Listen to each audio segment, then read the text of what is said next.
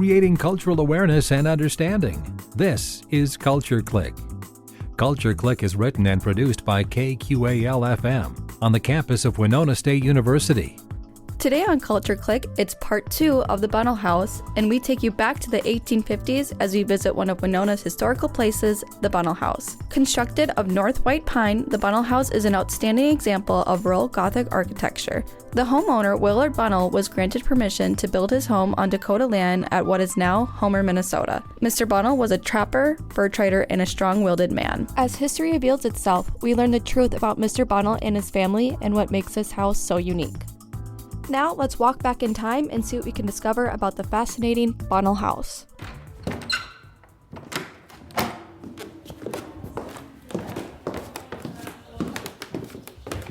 I am Lindsay Stussy, and I work for the Winona County Historical Society as a tour guide for the Bunnel House.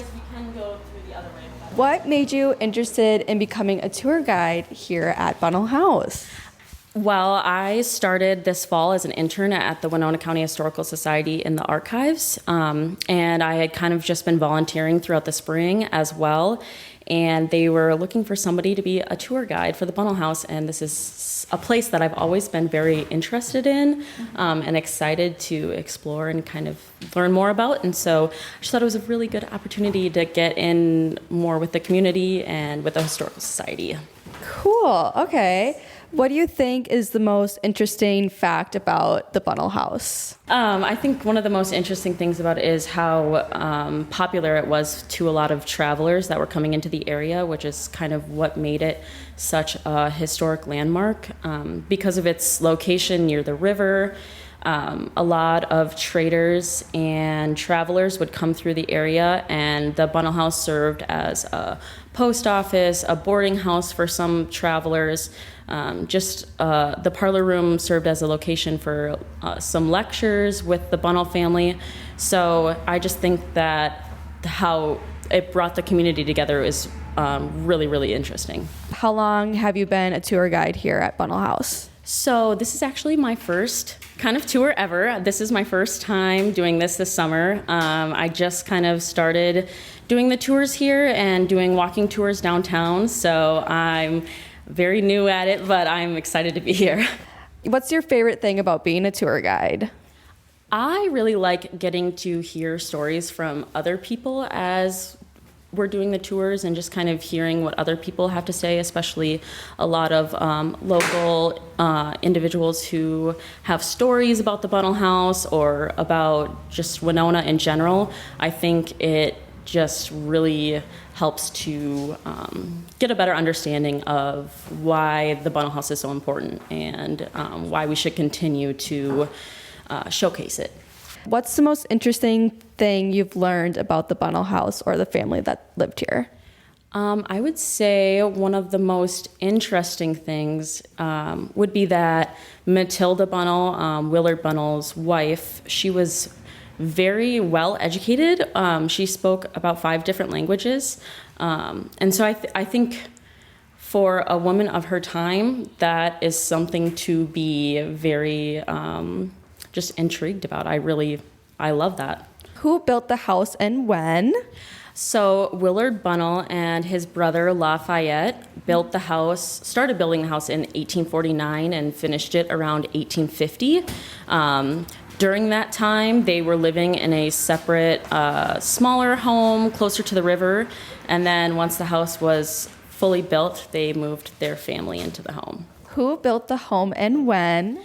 So Willard Bunnel and his brother Lafayette built this home beginning in 1849, and they finished building in 1850. And so while the house was being built, they lived in a separate, smaller cabin closer to the river.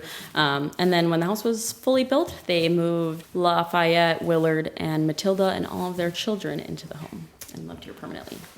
Okay, I noticed upstairs that there's not a bathroom, but there was many bedrooms. So how many bedrooms? So we have one bathroom on the property now that's in the carriage house.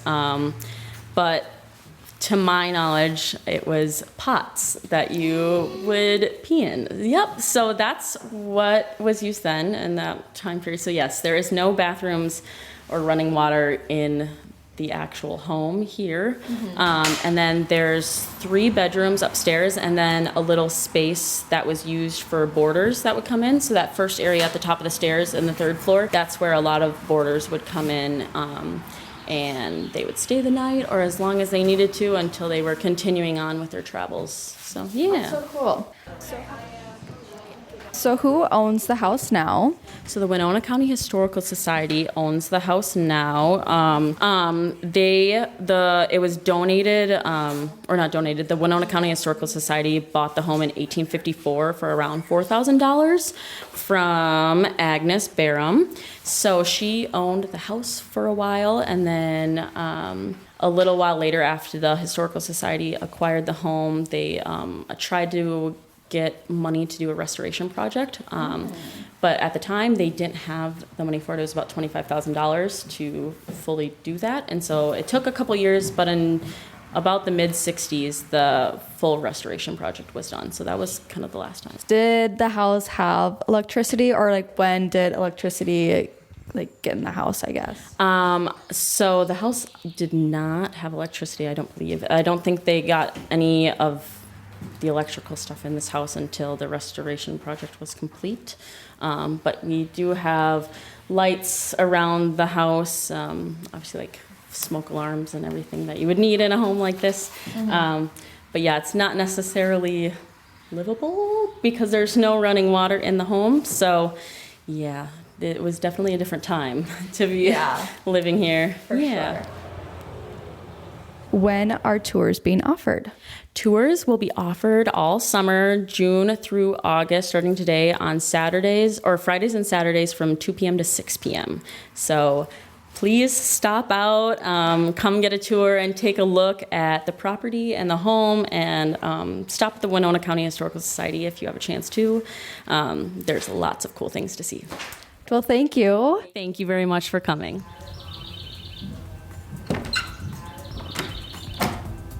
That's part 2 of the Bunnel House. A huge thank you to the tour guide Lindsay Stussy and the Winona Historical Society for making these tours happen. Be sure to tune in on last week's episode for part 1 of the Bunnel House, as we hear from Winona's Historical Society museum educator Jennifer Weber. Also, make sure to check out the Bunnel House for yourself. Tours are available Friday through Saturday from 2 p.m. to 6 p.m. during the months of June through August. For more information on the Bunnel House, check out winonahistory.org for more. Creating cultural awareness and understanding. You've been listening to Culture Clique. Support for Culture Clique is made possible by the Minnesota Arts and Cultural Heritage Fund. Culture Clique is produced by KQAL FM on the campus of Winona State University. For more information, look us up on the web at kqal.org. And thanks for listening to Culture Clique.